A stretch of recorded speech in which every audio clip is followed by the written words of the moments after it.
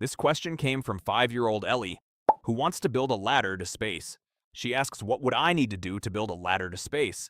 Even though it's nearly impossible, it's worth explaining scientifically. If you make a ladder very tall, the top part becomes heavy and the ladder would snap in the middle. But if you made it really tall, the top part could actually tear itself off and go into orbit near the moon. But we're getting ahead of ourselves. Have you ever tried building a tower out of jelly? It's easy to make a small, wobbly jelly castle. Some people even serve jelly in fancy shapes. But if you try to make a huge jelly tower, it collapses under its own weight. Eventually, the same thing would happen to a ladder. The ladders we build are strong. The tallest ones used to clean building windows are nearly 30 meters long.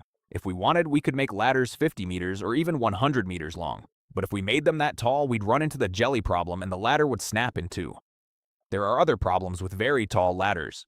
One of them is wind. High up, the wind is very strong, and the ladder would need to be sturdy enough to withstand it.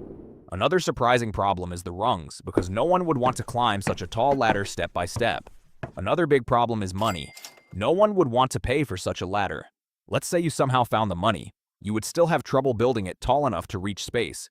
If you actually managed it, the enormous ladder would stick so far out from Earth that spacecraft might crash into it.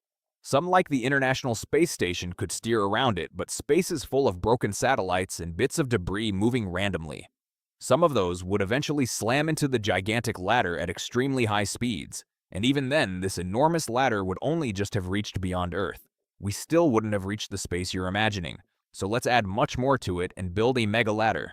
This mega ladder would be so tall that its top would almost touch the moon, but a new problem would appear: centrifugal force. Just like when a spinning swing throws you outward, everything rotating with Earth at the equator is pulled outward.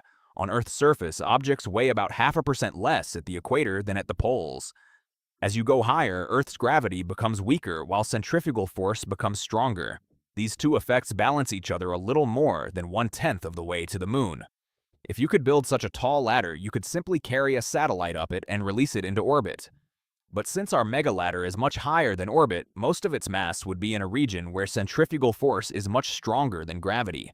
The engineering problem wouldn't be that it collapses like jelly. It would tear apart from the middle and parts of it would go into orbit near the moon. And it still wouldn't reach the space you want. To get there, we would have to stack 20 mega ladders on top of each other to make an Ellie mega ladder.